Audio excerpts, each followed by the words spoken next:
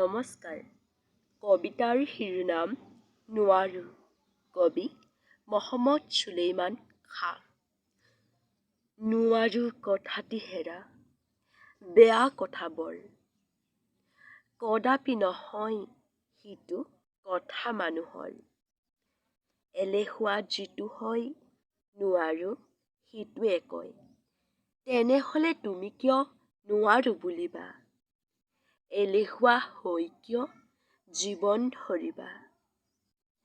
ভাল নাম পাবলৈ যদি কৰা মন, তেনেহলে নুবুলিবা নোৱাৰো বচন।